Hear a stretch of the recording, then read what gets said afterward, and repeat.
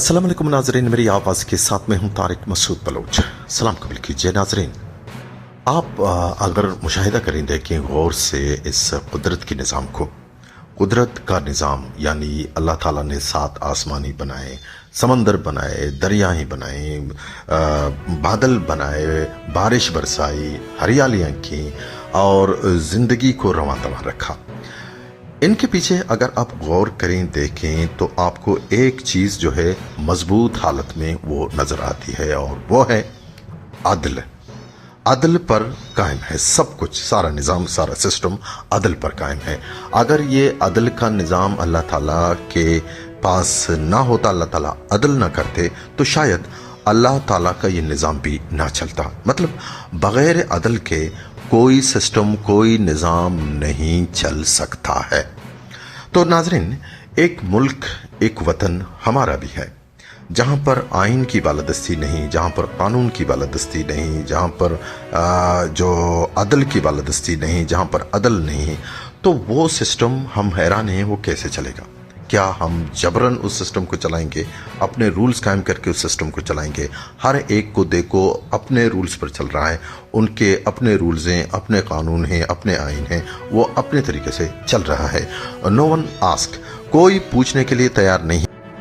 नाजरीन, इस हवाले से अगर हम दूसरी मतलब जो इलीगल जो कार्रवाइयाँ हैं, जो इलीगल चीज़ें हैं, उनके कतई नज़र हम बस एक चीज़ पर अगर हम नज़र दौड़ाएं तो बहुत सारी चीज़ें खुलकर सामने आ जाती हैं कि यहाँ पर अदल कितना है, यहाँ पर कानून की बालादस्ती कितनी है, यहाँ पर अदलिया की बालादस्ती कितनी है। नाजरीन, हम ईरान बॉर्डर को लें।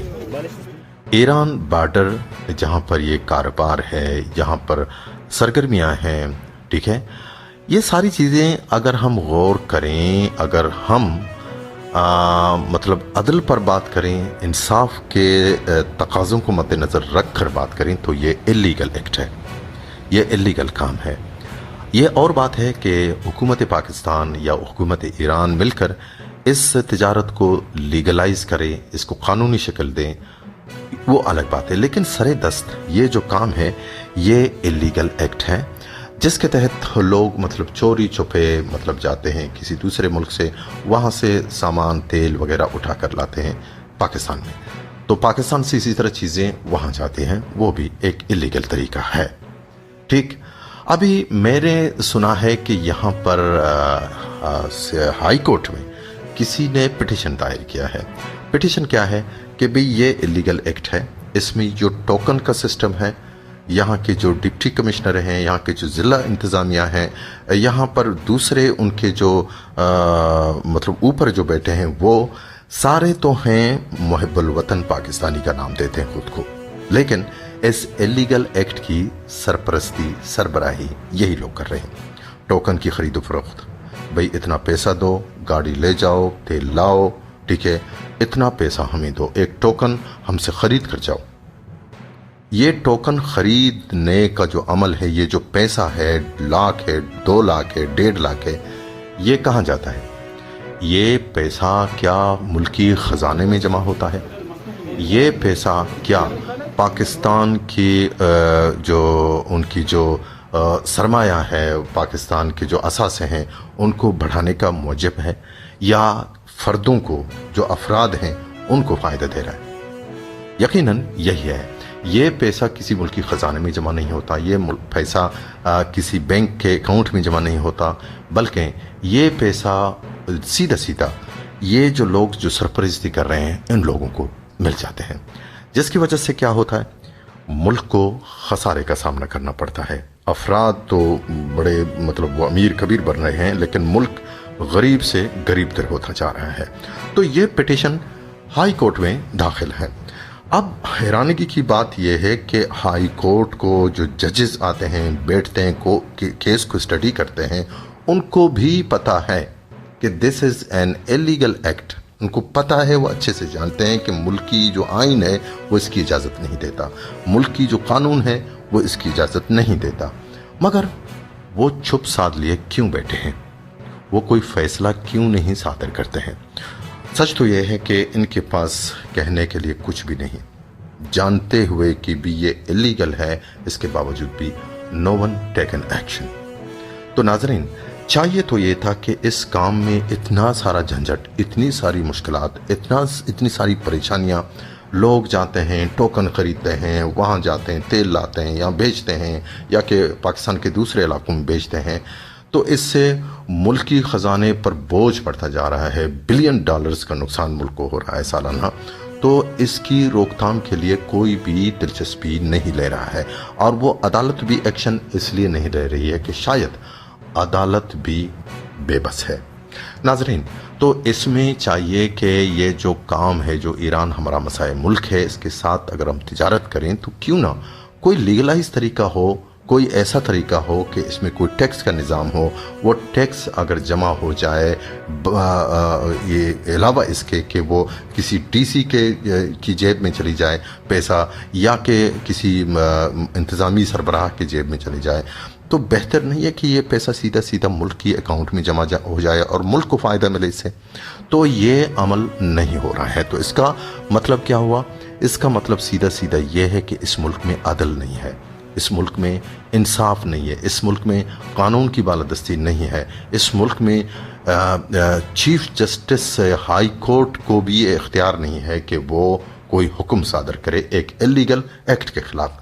मतलब अभी ये जो पिटीशन दायर है यहाँ हाई कोर्ट तुर्बत में, तो हम रोज़ाना सोचते हैं कि भाई ये अदालतें, ये बेंच जब बैठती है तो इस पर उसको तो कोई ना कोई तो फैसला सुनाना होगा।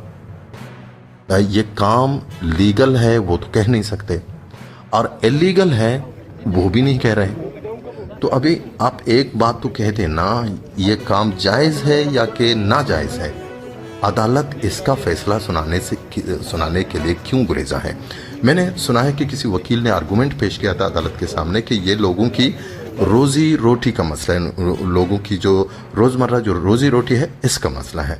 तो अदालत आइन कानून ये नहीं देखता कि ये किसी की रोज़ी रोटी का मसला है। अदालत कानून आइन बल्कि ये देखता है कि ये काम लीगल है या इलीगल है, ये कानूनी है या गैर कानूनी है, वो ये देखता है। बाकी इसमें ऑप्शंस भी मौजूद हैं।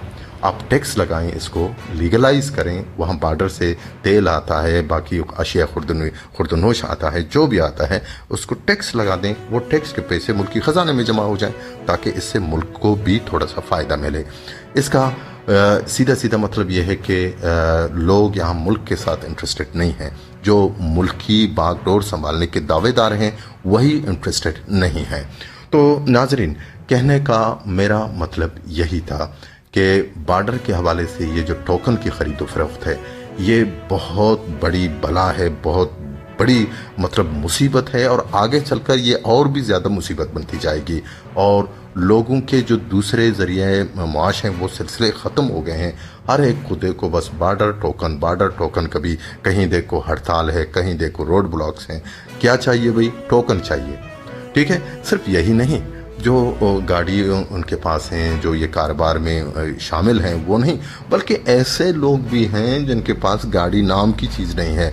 सॉरी टू से, इसमें वकला बरादरी भी शामिल है, इसमें सहाफ़ी बरादरी भी शामिल है, इसमें मतलब जो सरकारी अफसरान हैं वो भी मुलव्वस हैं।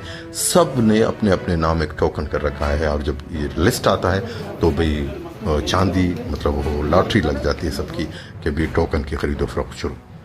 ये सिलसिला यहाँ चल रहा है।